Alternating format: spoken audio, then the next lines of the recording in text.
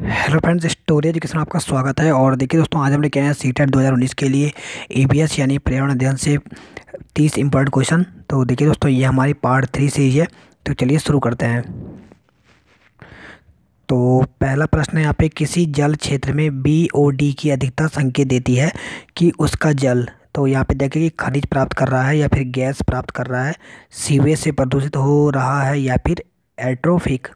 तो देखिए दोस्तों, कहीं पर भी अगर बीओडी यानी बायोकेमिकल ऑक्सीजन डिमांड अगर दिखाई देता है तो उससे ये पता चलता है कि सीवेज में प्रदूषण हो रहा है। देखिए दोस्तों, इसका मतलब ये होता है कि ऑक्सीजन की वहाँ पे कमी हो रही है, इसलिए वहाँ पे बायोलॉजिकल जो ऑक्सीजन है इसकी डिमांड यहाँ पे बढ़ रही है।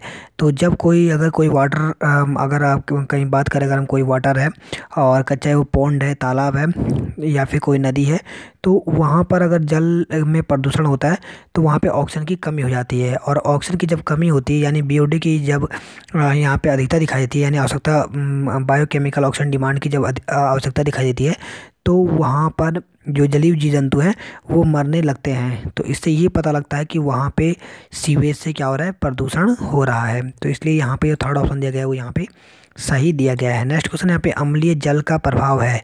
तो अम्लीय जल का प्रभाव यहाँ पे दिया गया, त्वचा रोग व एलर्जी, मृदा की उर्वरता में गिरावट, स्टोन कैंसर की समस्या या ये सभी। तो देखिए, जो अम्लीय जल प्रभाव है, अम्लीय जल प्रभाव के कारण त्वचा रोग में एलर्जी होती है, मृदा में जो उर्वरता है, मृदा की, मिट्टी की जो फर्टिलिटी है ये भी कम हो जाती है, और स्टोन कैंसर जैसी समस्या में भी इसमें होती हैं। तो यहाँ पे जो फोर्थ ऑप्शन दिया गया है वो यहाँ पे सही दिया गया है। नेक्स्ट क्वेश्चन यहाँ पे, अम्ल सदमा कहलाता है। तो अम्ल सदमा क्या, कौन सा कहलाता है? वो कहलाता है जल के पीएच मान का अत्यधिक गिर जाना। तो जब अगर जल का जो पीएच मान है एकदम अगर कम हो जाता है तो उसे अम्ल सदमा कहते हैं। नेक्स्ट क्वेश्चन यहाँ पे, COP21 पर्यावरण सम्मेलन का आयोजन किस शहर में किया गया? तो COP21 का जो आयोजन किया गया था ये किया गया था पेरिस में। तो यहाँ पे पहला ऑप्शन सही दिया गया है। नेक्स्ट क्वेश्चन यहाँ पे, एसिड रेन का नामकरण किया। तो अम्ल वर्षा जो है इसका जो नामकरण किया था वो किसने किया था? तो ये किया था रॉबर्ट एंगस स्मिथ ने। तो यहाँ पे पहला ऑप्शन सही दिया गया है। नेक्स्ट क्वेश्चन यहाँ पे, कोयले व पेट्रोलियम ईंधन के दहन से वायुमंडल में होती हैं। तो यहाँ पे देखिए SO2, NO या फिर NO2 या फिर ये सभी। तो कोयले और जो पेट्रोलियम है इसके ईंधन दहन से, इसको जलाने से क्या होता है? तो इससे SO2 की मात्रा बढ़ती है, NO2 की और NO की मात्रा बढ़ती है। तो ये सभी यहाँ पे सही दिया गया है। नेक्स्ट क्वेश्चन यहाँ पे, वेल, सील, डॉल्फिन निम्नलिखित में से किस समुदाय के जीव हैं? तो जो वेल है, सील है, डॉल्फिन है, ये सभी के सभी किस में आते हैं? तो ये आते हैं नेक्टॉन में। तो यहाँ पे थर्ड ऑप्शन सही दिया गया है। नेक्स्ट क्वेश्चन है यहाँ पर, वन संरक्षण के लिए निम्नलिखित में से कौन सा उपाय किए जा सकते हैं? तो यहाँ पे दिया गया रचनात्मक वानिकी, वाणिज्य वानिकी, सामाजिक वानिकी या फिर ये सभी। तो अगर यहाँ पर वन संरक्षण करना है तो इन सभी उपायों को यहाँ पे करना पड़ेगा। तो यहाँ फोर्थ ऑप्शन सही दिया गया है। नेक्स्ट क्वेश्चन यहाँ पे, पारिस्थितिक तंत्र के उदाहरण है वन, मरुभूमि, नदी या फिर ये सभी। तो पारिस्थितिक तंत्र के जो एग्जाम्पल होते हैं वो वन भी होता है, मरुभूमि भी और नदी भी। क्योंकि आप देखोगा वनों में भी अलग अलग जीव जंतु पाए जाते हैं। वहीं अगर हम मरुभूमि की बात करें तो यहाँ पर भी जो होते हैं, यहाँ पे भी कटीले पेड़ पौधे और यहाँ पे भी छोटे मोटे जानवर दिखाई देते हैं। साथ ही अगर नदी की बात करें तो यहाँ पे जलीय जीव जंतु दिखाई देते हैं। तो इन सभी से क्या बनता है कि एक इकोसिस्टम बनता है। तो यहाँ पे फोर्थ ऑप्शन सही दिया गया है। नेक्स्ट क्वेश्चन दिया गया यहाँ पे, संकटग्रस्त प्रजातियों को सूचीबद्ध करने वाली पुस्तक को क्या कहते हैं? तो संकटग्रस्त यानी जो डेंजरस जो स्पीसीज हैं उनको सूचीबद्ध करने वाली जो बुक होती है उसे रेड डाटा बुक कहते हैं। ये काफ़ी इंपॉर्टेंट क्वेश्चन है, ये सीटेट और अन्य स्टेट टेट में भी रिपीट हो चुका है। नेक्स्ट क्वेश्चन है यहाँ पे, मॉन्ट्रियल प्रोटोकॉल किससे संबंधित है? तो ये ओजोन क्षय से संबंधित है। तो यहाँ पहला ऑप्शन सही दिया गया है। नेक्स्ट क्वेश्चन यहाँ पे, पेयजल को शुद्ध करने के लिए पोटेशियम परमैंगनेट का प्रयोग किया जाता है क्योंकि? तो देखिए, पेयजल को शुद्ध करने के लिए पोटेशियम परमैंगनेट का यूज किया जाता है क्योंकि ये क्या करता है, ये ऑक्सीकारक होते हैं। तो यहाँ पे जो थर्ड ऑप्शन देगा उपचायक यानी ऑक्सीकारक है। नेक्स्ट क्वेश्चन यहाँ पे, ओजोन परत मिलती है। तो ओजोन परत किस में मिलती है, कौन सी लेयर में मिलती है? तो जो ओजोन परत है ये स्ट्रेटोस्फीयर में मिलती है। तो यहाँ पे सेकंड ऑप्शन सही दिया गया है। नेक्स्ट क्वेश्चन यहाँ पे हवा में सर्वाधिक मात्रा में पाई जाने वाली गैस है। तो हवा में जो सबसे ज़्यादा जो गैस पाई जाती है वो कौन सी है? तो यहाँ पे ऑप्शन दिया गया है CO2 यानी कार्बन डाइऑक्साइड दिया गया, नाइट्रोजन दिया गया, फिर हाइड्रोजन दिया गया है। तो कौन सी गैस है? तो वो है नाइट्रोजन। तो यहाँ पे थर्ड ऑप्शन सही दिया गया है। नेक्स्ट क्वेश्चन पे भारतीय वन्य जीव संस्थान स्थित है। तो भारतीय वन्य जीव जो संस्थान है वो कहाँ पर है? तो वह है देहरादून में।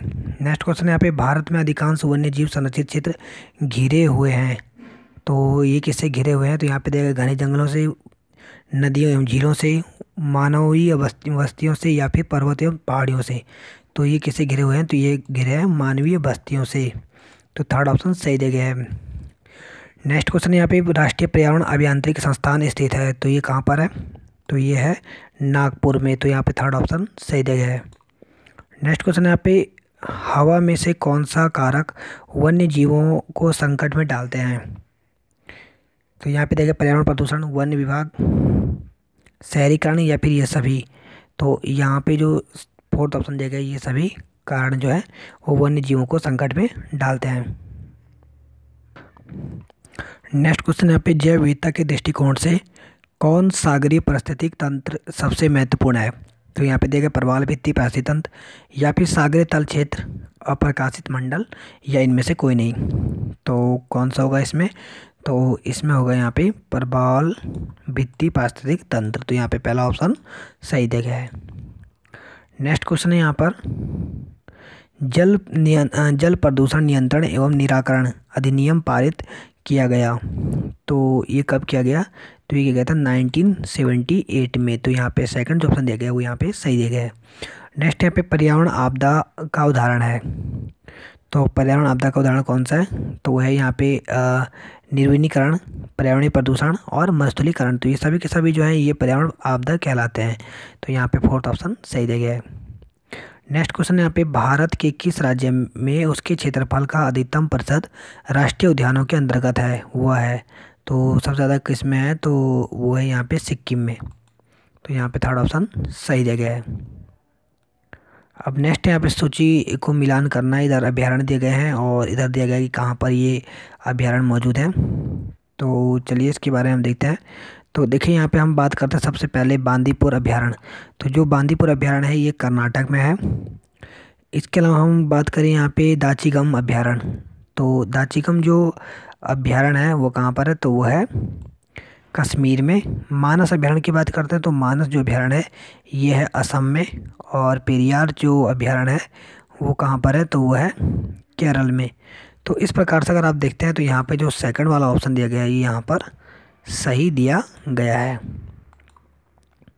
नेक्स्ट क्वेश्चन यहाँ पे ओजोन छिद्र का पता कहाँ पर चला?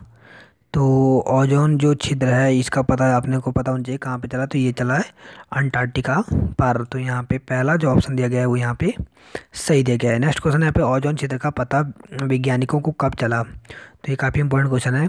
तो ये चला था 1998 में, यानी 1998 में। तो यहाँ पे सेकंड ऑप्शन सही दिया गया है। नेक्स्ट यहाँ पे ओजोन छिद्र का ये क्वेश्चन हो गया यहाँ पर। नेक्स्ट यहाँ पे भोपाल गैस त्रासदी किस वर्ष घटित हुई? तो देखिए जो भोपाल गैस जो त्रासदी हुई थी ये कब हुई थी? तो ये हुई थी 1984 में। तो ये 2-3 दिसंबर को हुई थी और 1984 में हुई थी। तो यहाँ पे सेकंड ऑप्शन सही दिया गया है। नेक्स्ट क्वेश्चन यहाँ पे भूगर्भीय आपदा का उदाहरण नहीं है। तो नहीं पूछा गया तो वो कौन सा है? तो चक्रवात। क्योंकि देखिए ये भूगर्भ से पैदा नहीं होता है, जबकि अगर हम बात करें यहाँ पे भूकंप, भूस्खलन, ज्वालामुखी, तो ये सभी भूगर्भीय आपदा कहलाते हैं। लेकिन चक्रवात जो है ये भूगर्भीय आपदा नहीं है। नेक्स्ट क्वेश्चन यहाँ पे आपदा का प्रमुख कारण है। तो आपदा का प्रमुख कारण क्या क्या हो सकता है? तो वो हो सकते हैं यहाँ पे तीव्र शहरीकरण, पर्यावरणात्मक ह्रास, यानी पर्यावरण का जो है दिन पर दिन ह्रास होता जा रहा है, और जागरूकता और सूचना का अभाव। तो ये सभी कारण जो है ये आपदा के प्रमुख कारण हैं। नेक्स्ट क्वेश्चन यहाँ पे पोर्ट ब्लेयर के समीप की प्रसिद्ध ब्लेयर प्रवाल भित्ति मृत हो रही है। तो किसके कारण हो रही है? तो ये हो रही है भूमंडलीय ऊष्मन के कारण। तो यहाँ पे थर्ड ऑप्शन सही दिया गया है। और लास्ट क्वेश्चन यहाँ पे एशियाई जंगली गधा कहाँ पाया जाता है? तो एशियाई जो जंगली गधा है ये कहाँ पे पाया जाता है? तो ये पाया जाता है कच्छ के रण में। तो यहाँ पे पहला ऑप्शन सही गया है। तो देखिए दोस्तों, इस प्रकार से हम 30 इंपॉर्टेंट क्वेश्चन किए, ये आपके सीईटी के लिए काफ़ी इंपॉर्टेंट होंगे। तो देखिए दोस्तों, इस प्रकार की वीडियो पाने के लिए अभी तक आपने हमारे चैनल को लाइक सब्सक्राइब नहीं किया तो प्लीज़ कर लीजिए, ताकि आपको अन्य वीडियो भी टाइम टू टाइम मिलती रहे।